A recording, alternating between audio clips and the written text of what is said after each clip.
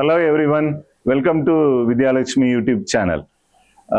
இந்த வீடியோல நம்ம கிளாஸ் 12 சாப்டர் 1 அதுல first heading asexual reproduction. So அதில் இருக்கக்கூடிய டீடைல்ஸ் தான் இந்த வீடியோல நம்ம முதல்ல பார்க்க போறோம். So all the living organisms show the life cycle. The life cycle process includes birth, growth, development, maturation, reproduction, and death. So out of all, so we are going to focus only on the reproduction. So first, we supposed to know the meaning of the term reproduction. So reproduction is a biological process by which the living organisms produce their young ones. So it is called reproduction. ஓகேங்களா? இப்போ ரீப்ரொடக்ஷன்னா என்னன்னு பார்த்தோம். So அதனுடைய importance என்ன, ரீப்ரொடக்ஷனுடைய முக்கியத்துவம் என்ன அப்படிங்கிறத நம்ம ஒன் பை ஒன்னா பார்க்கலாம். First, continuation of species. ஒரு ஸ்பீசிஸ் வந்து இந்த உலகத்துல எக்ஸிஸ்ட் ஆயிருக்குன்னா அதுக்கு மெயின் ரீசன் வந்து ரீப்ரொடக்ஷன் தான். அடுத்து reproduction only brings some variations in the offsprings, especially the sexual reproduction brings variations in the offsprings. அடுத்து variations are highly essential for adaptation and evolution of their own kind. இந்த variation அப்படிங்கிறது ரொம்ப ரொம்ப ரொம்ப அவசியம். எதுக்கு அப்படின்னா ஒரு அனிமல் வந்து அந்த பர்டிகுலர் என்விரான்மெண்ட்ல அடாப்ட் ஆகுறதுக்கு, அதே மாதிரி எவல்யூஷன் நடக்கிறதுக்கு இது ரொம்ப முக்கியமான ஒரு காரணமா அமையுது. ஓகேங்களா?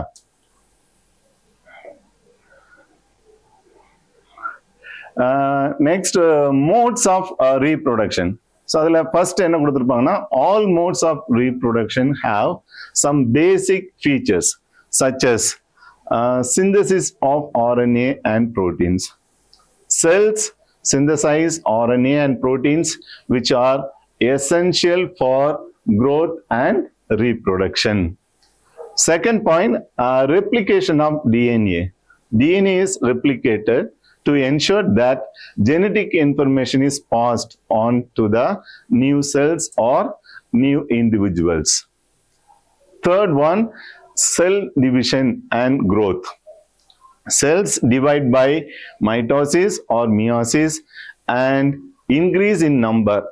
Growth leads to the development of a new organism.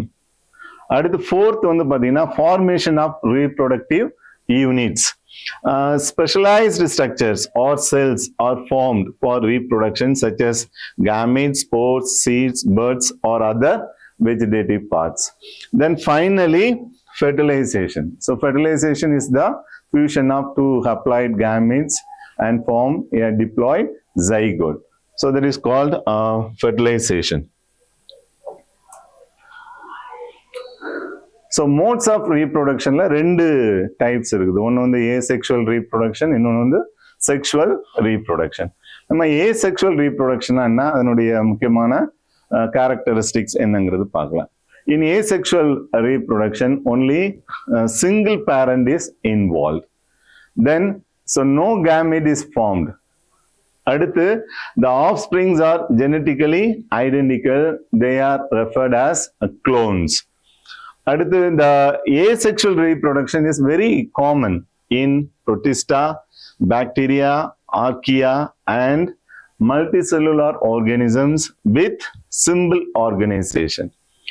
அடுத்து next பார்த்தீங்கன்னா, offsprings show uniparental inheritance. Uniparental inheritance அப்படின்னா சிங்கிள் பேரண்ட்ல இருந்து தான் என்னது offsprings வந்து ஃபார்ம் ஆகுது. அடுத்து, asexual reproduction does not bring any variations in the offsprings. ஓகேங்களா? இதுல நம்ம asexual reproduction பொறுத்த மட்டும் டிஃப்ரெண்ட் ஃபார்ம்ஸ்ல asexual reproduction நடக்குது. ஒன்று ஃபிஷன், அப்புறம் பட்டிங், அப்புறம் ஃப்ராக்மெண்டேஷன், ரீஜெனரேஷன் எக்ஸெட்ரா. ஓகேங்களா? ஸோ இதுல நம்ம நெக்ஸ்ட் பார்க்க வேண்டியது, இதுல ஒரு முக்கியமான ஒரு 2 மார்க் கொஸ்டின் இருக்குது. சொமட்டோஜெனிக் ஆர் பிளாஸ்டோஜெனிக் ரீப்ரொடக்ஷன் அப்படின்னா என்னங்கிறது 2 மார்க்ஸ்ல கேட்பாங்க. Asexual reproduction is usually by amitotic or mitotic division of the somatic cells or body cells, hence is also known as somatogenic or plastogenic. இங்க வந்து பாத்தீங்கன்னா asexual reproduction எப்படி நடக்குதுலாம், ஒன்று வந்து ஏமைட்டாட்டிக்கா நடக்கலாம் அல்லது மைட்டாட்டிக்கா நடக்கலாம். ஏமைட்டாட்டிக் அப்படின்னு சொல்லியாச்சுன்னா it is a simple form of cell division. So here the chromosomal spindle fibers are not involved. Okay, அதை என்ன சொல்லுவோம் நம்ம ஏமைட்டாட்டிக் division அப்படின்னு சொல்றது. ஓகேங்களா? Asexual reproduction is usually by amitotic or mitotic division of the somatic cells, hence is also known as somatogenic or plastogenic reproduction. அடுத்து நம்ம two modes of reproductionல second one வந்து sexual reproduction. ஓகேங்களா? sexual reproduction பத்தி நம்ம ஏற்கனவே டீடைல்டா previous வீடியோல பார்த்துருக்கிறோம். இருந்தாலும் ஒரு ரீகாலிங். இங்க வந்து two parents are involved, அதே மாதிரி two types of gametes are involved, அதே மாதிரி sexual reproduction only brings variations in the offsprings. ஓகேங்களா? ஸோ இதுதான் வந்து sexual reproduction. இப்போ நம்ம asexual reproductionல நிறைய டைப்ஸ் சொல்லியிருந்தோம். அதுல ஃபர்ஸ்ட் டைப் தான் இது fission அப்படின்னு ஒன்று இருக்கும். ஃபிஷனுக்கான டெஃபினிஷன் வந்து நம்ம முதல்ல பார்க்கணும். Fission is the division of the parent body into two or more daughter individuals. Fissionங்கிறது parent body வந்து ரெண்டு அல்லது parent body divide ஆகி ரெண்டு அல்லது அதற்கு மேற்பட்ட daughter individuals ஃபார்ம் பண்ணும். ஸோ அந்த ப்ராசஸ்க்கு பேர் தான் என்ன பேரு fission அப்படின்னு சொல்றது. ஸோ இதுல டைப்ஸ் ஆஃப் ஃபிஷன்ல ஒரு 4 கொடுத்துருக்குறாங்க. பைனரி ஃபிஷன், அப்புறம் மல்டிபிள் ஃபிஷன், ஸ்போருலேஷன், அப்புறம் ஸ்ட்ராபுலேஷன், அந்த மாதிரி நிறைய டைப்ஸ் இருக்குது. நம்ம இந்த வீடியோவில் நம்ம எதை மெயினாக ஃபோக்கஸ் பண்ண போறோம் அப்படின்னா, ஸோ பைனரி ஃபிஷன்னா என்ன, அதில் இருக்கக்கூடிய முக்கியமான டைப்ஸ் என்னங்கிறத தான் நம்ம என்ன செய்ய போறோம் இந்த வீடியோவில் கொஞ்சம் டீட்டெயில்டாக பார்க்க போறோம். பைனரி ஃபிஷன் அப்படின்னு சொல்லும்போது பேரண்ட் பாடி divides into two halves. Parent body என்ன செய்யுது, ரெண்டு half-ஆ divide ஆகுது. Then each half develops into a new individual.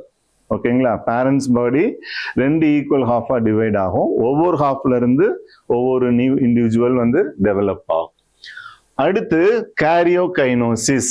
காரியோகைனோசிஸ்னா division of nucleus is followed by the cytokinosis. Cytokinosis na division of cytoplasm. முதல்ல nucleus divide ஆகும், அதை தொடர்ந்து cytoplasm divide ஆகும். ஃபைனலா வந்து பாத்தீங்கன்னா the resultant offsprings are genetically identical to their parents. புரியுங்களா? So இங்க பாத்தீங்கன்னா தெரியும் பேரண்ட் பாடி வந்து ரெண்டா டிவைட் ஆயிருக்குது, கடைசியா ரெண்டு டாட்டர் இண்டிவிஜுவல்ஸ் வந்து ஃபார்ம் ஆகுது. இது வந்து எதை ஒத்து இருக்குது அப்படின்னா அந்த பேரண்ட் செல் மாதிரியே இருக்கும். இதுதான் நம்ம என்ன சொல்றோம், ஸோ பைனரி ஃபிஷன் அப்படின்னு சொல்றோம். இந்த பைனரி ஃபிஷன்ல என்னென்ன டைப்ஸ் இருக்குது அதை ஒன் பை ஒன்னா பார்க்கலாம்.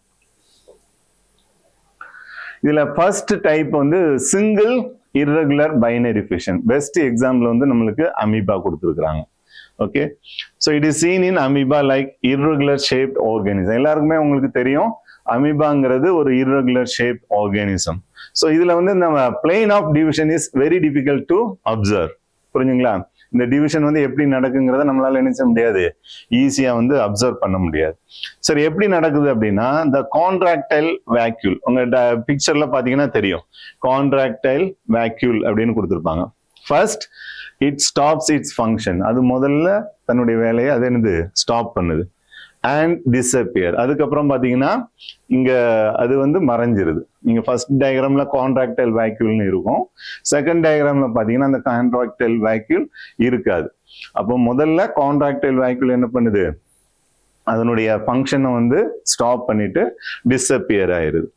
அடுத்து வந்து பாத்தீங்கன்னா நியூக்ளியோலை disintegrates and the nucleus divides mitotically. அப்போ நியூக்ளியோலை வந்து முதல்ல டிஸ்இன்டகிரேட் ஆகுது, அதுக்கப்புறம் நியூக்ளியஸ் வந்து மைட்டாட்டிக்கலியா என்ன செய்யும், டிவைட் ஆகும். அப்புறம் செல்ஸ் வந்து பாத்தீங்கன்னா இந்த செல் வந்து பாத்தீங்கன்னா கன்ஸ்ட்ரிக்ட்ஸ் இன் த மிடில், நடுவில் என்ன ஆகும், நம்மளுக்கு சுருக்கம் மாதிரி ஏற்படும் இந்த இடத்துல. அடுத்து ஃபைனலா cytoplasm divides and form two daughter individuals. இங்க நமக்கு கிடைக்கிற அந்த லாஸ்ட் 2 டாட்டர் இண்டிவிஜுவல்ஸ் பாத்தீங்கன்னா எக்ஸாக்டா அதனுடைய பேரண்ட் மாதிரி ஒத்து இருக்கும். இதுதான் என்னது சிம்பிள் irregular binary fission.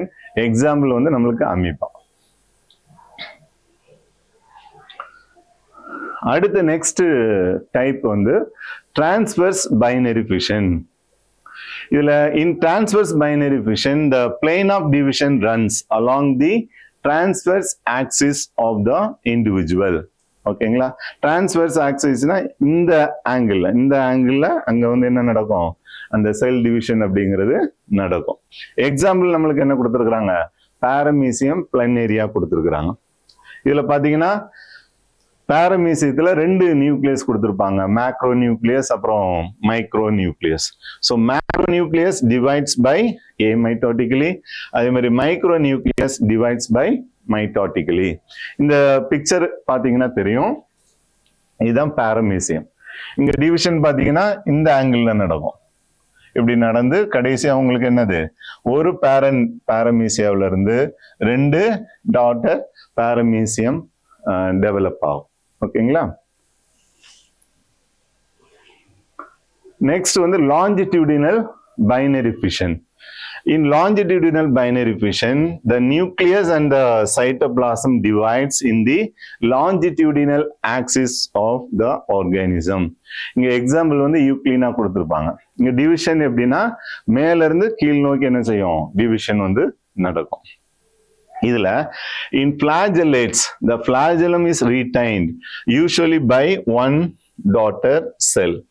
இதுல வந்து பாத்தீங்கன்னா நம்மளுக்கு ஒரு யூக்ளினாவில இருந்து 2 டாட்டர் யூக்ளினா வந்து டெவலப் ஆகும்.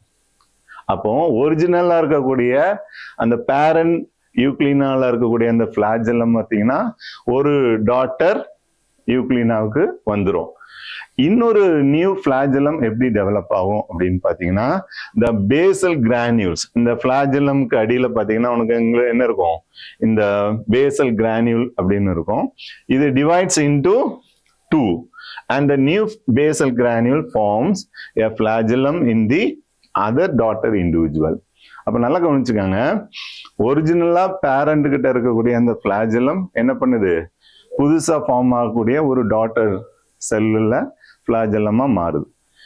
இன்னொரு நியூ ஃபிளாஜெல்லம் வந்து எதுல இருந்து டெவலப் ஆகுதுன்னா பேசல் கிரானியூல் 2 டிவைட் ஆகுது, அதுல இருந்து ஒரு நியூ ஃபிளாஜெல்லம் ஃபார்ம் ஆகுது, அது இன்னொரு டாட்டர் யூக்ளினாவுக்கு போயிருது. புரியுதுங்களா?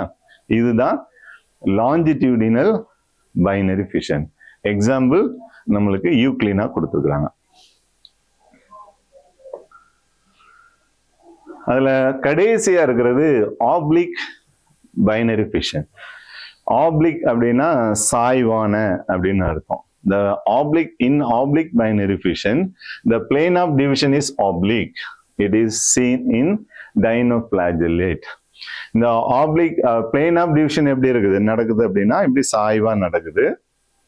இந்த மாதிரியான டிவிஷன் வந்து ரொம்ப காமனா இருக்குது எங்க, டைனோஃபிளாஜெல்லேட்ஸ்ல. டைனா 2 ஃபிளாஜெல்லம் இருக்கக்கூடிய ஆர்கானிசத்துல இந்த ஆப்ளிக் பைனரி ஃபிஷனுங்கிறது ரொம்ப காமன். ஓகேங்களா? ஸோ எக்ஸாம்பிள் வந்து செராட்டியம் கொடுத்துருப்பாங்க. இங்க பாருங்க, ஸோ இதுதான் இந்த இடத்துல பாத்தீங்கன்னா நம்மளுக்கு என்ன ஆகுது, அந்த டிவிஷன் வந்து இப்படி சாய்வா நடக்குது. ஸோ நடந்து ஃபைனல் என்ன ஆகுது, நம்மளுக்கு 2 டாட்டர் இண்டிவிஜுவல்ஸ் வந்து இதுல இருந்து ஃபார்ம் ஆகும். சரிங்களா? ஸோ இவ்வளவு தான் நம்மளுக்கு இந்த பைனரி ஃபிஷன் அதுல இருக்கக்கூடிய டைப்ஸ். ஓகேங்களா? இதுல போர்டு எக்ஸாம்ல எந்த மாதிரி கேட்கலாம் அப்படின்னா, so what is binary fission, explain it's types அப்படின்ட்டு 5 மார்க்ஸ்ல கேட்கலாம். ஓகேங்களா? ஸோ நெக்ஸ்ட் வீடியோல நம்ம என்ன பண்ணலாம் அப்படின்னா, இந்த ஃபிஷன்ல இருக்கக்கூடிய மற்ற டைப்ஸ் ஆஃப் டிவிஷனை வந்து நம்ம என்ன செய்யலாம் நெக்ஸ்ட் வீடியோல பார்க்கலாம். உங்களுக்கு இந்த வீடியோ யூஸ்ஃபுல்லா இருந்துச்சுன்னா ஷேர் பண்ணுங்க, லைக் பண்ணுங்க, உங்களுடைய கருத்துக்களை தெரிவிக்கலாம். Okay, thank you so much.